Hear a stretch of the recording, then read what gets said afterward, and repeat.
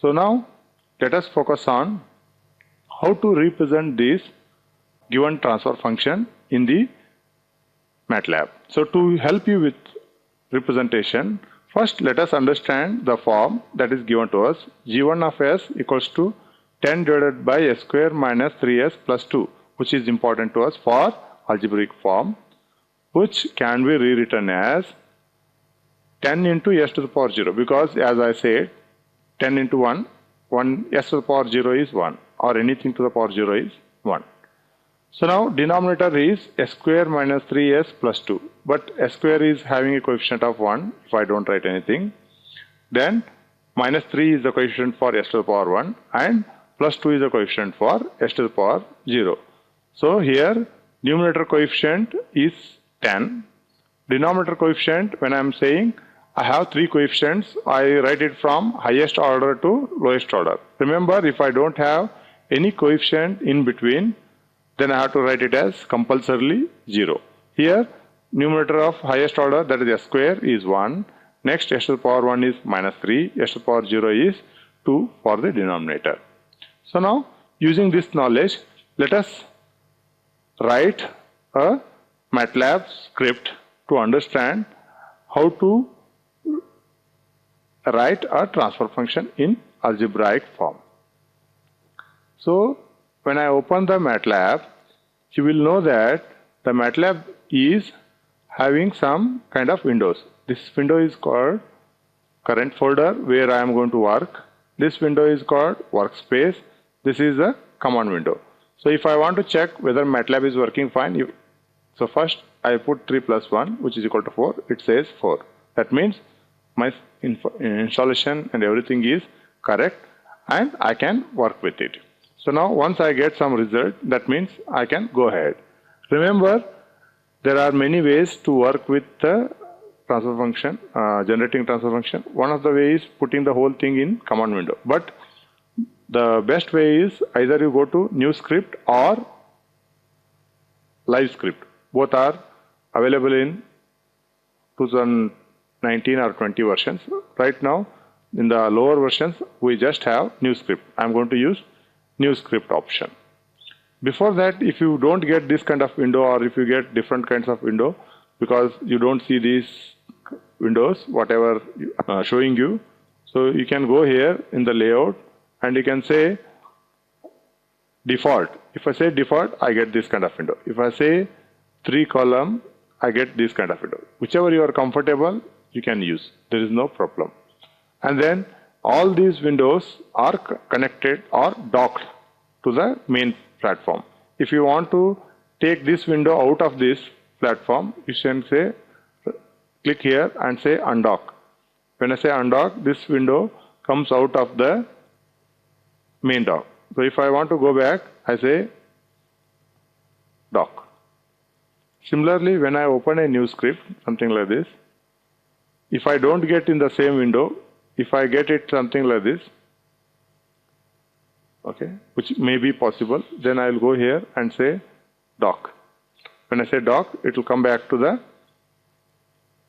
same platform. Then I can see this file connected to all others. Okay. So similarly, you can try in live script. There is no problem. Whichever you want, you can use. It is a script.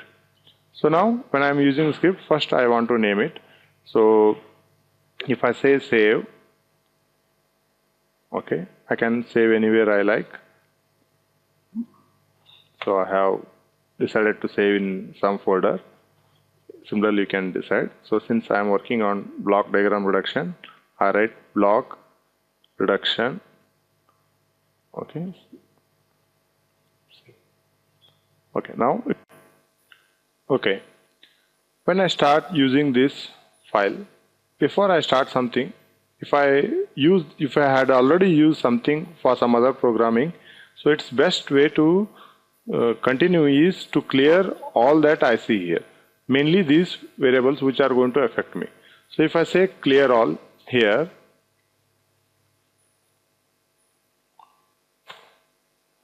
so these variables in the workspace are gone. This is very important for me to work, but mainly the workspace. Similarly, whenever I write a script, first I start with first function as clear all. Remember, this is very important because I don't want to affect previously worked variables into my system. So I use clear all. Then as soon as start, I need to know what I was working with. Now you can see here, if I want to produce this transfer function, that is 10 divided by s square minus 3s plus 2, I need to know numerator and denominator coefficients. That's important for my system. So then after that, after knowing numerator and denominator, I can use TF function. So let us start. Numerator, since it is for G1, numerator G1 equals to, the numerator is 10, okay? Numerator is just 10. Or it should be written in square bracket for better clarity. That's the must. If you put a semicolon here, unlike in C or C++, that means user cannot see the answer of this or in the command window. So let us say denominator of G1, because I am using G1. Then I need to look at coefficients. Here there is 3 coefficients, 1, minus 3 and 2. Remember, while writing this, after writing 1, I have to compulsorily give space. Then I have to write minus 3. Then I have to give space. Then I have to write 2. Okay.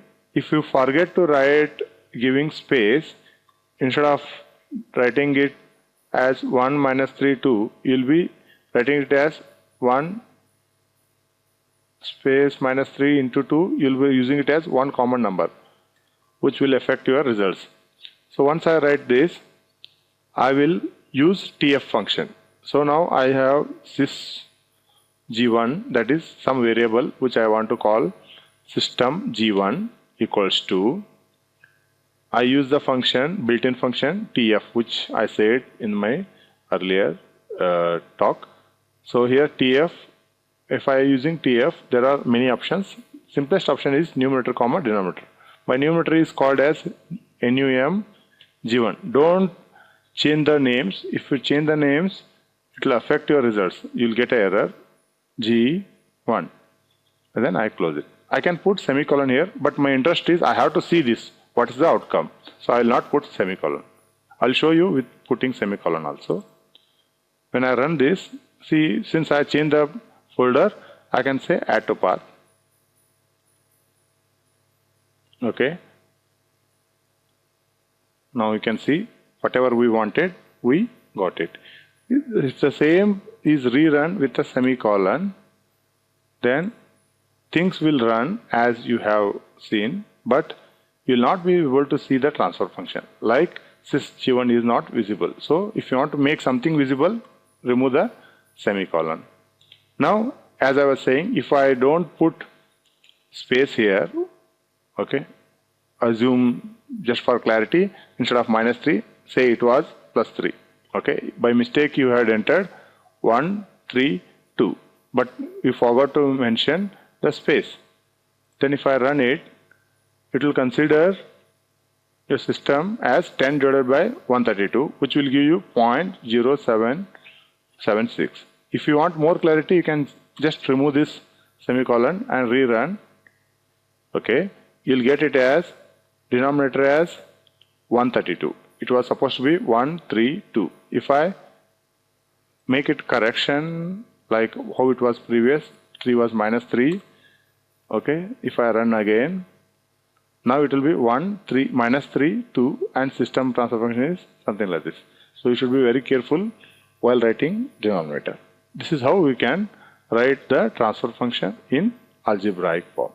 Remember, there are many ways, and you can also reduce number of steps. You can see here, sys G1 will take, sys G1 when I am writing with the help of TF, it takes numerator and denominator. Instead of going through this process, what I do, I can write it as sys G1 equals to, instead of writing numerator G1, I write what is there in that place. that is 10, okay, comma. Denominator of G1, I can write it as 1 space minus 3 space 2 close. This is very important, where you close. Since both these variables are same, it may confuse you. So let me comment this, right click and I will comment.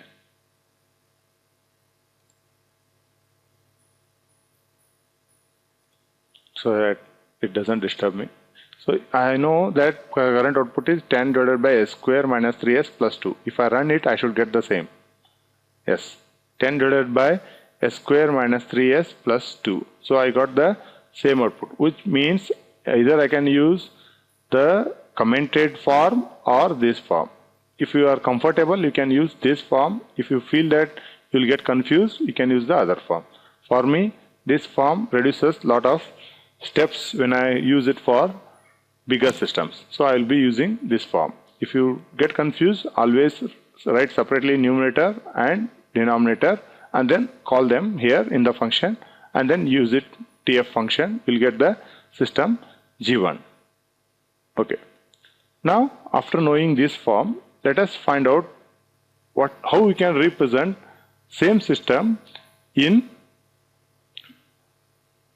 pole zero form. In the pole zero form, if I want to represent, I can rewrite the equation 10 divided by s minus 1, s minus 2. Remember, s square minus 3s plus 2, if I equate it to 0, I get two roots at s equal to plus 1 and s equal to plus 2. So I can write it as s minus 1, s minus 2 equal to 0. So if I equate individually, s minus 1 equal to 0, then it is s equal to 1. S minus 2 equal to 0, it is s equal to 2. So both are roots of denominator. As such, numerator doesn't have any roots. So if I write it this way, 10 divided by numerator s minus 1, s minus 2. Now what are ZPK? Location of zeros. There are no zeros in the numerator. So I will write nil. Location of poles, plus 1 and plus 2. Location of system gain is 10. So remember these three parameters. Now we will see the same thing in the Matlab. So whatever I had written, I am going to comment it so that it will help me. I am going to delete this. Anyway, I don't require this since I said I will be using this form henceforth. Now when I am using ZPK form, I write it as Z of G1, that is zeros. As I know that there are no zeros, I write it a empty array. Then pole of G1 equals to, as we see that there are two roots, 1 plus 1 and plus 2. We have to write space and semicolon. Then there is a gain for G1, that is 10, semicolon. Then I want to see what is the transfer function. Here, instead of using TF transfer function, I write it as sys G1 equals to, okay, ZPK, okay. Now here you have three parameters, Z, P and K. What is our Z? In the place of Z, I write Z G1. Remember, if you are using capital Z, you have to write capital Z above. Okay, whatever parameters you use, you have to use the same. It will throw you error. Comma, poles, and gain is G1. So if I run this, now I get the form 10 divided by s minus 1, s minus. You may ask whether s square minus 3s plus 2 is s minus 1, s minus 2. Let me check. I have a method. I use roots is a function which will find the roots. Here I have to feed again in algebraic form the coefficient. S square coefficient is 1, then s coefficient is minus 3, then s to the power 0 coefficient is 2. If I enter, I get two roots, one at 2 plus 2 and plus 1. So I write it as s minus 1, s minus 2. So whatever we did, it is correct.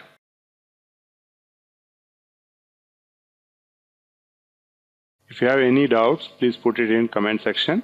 Thank you for your time.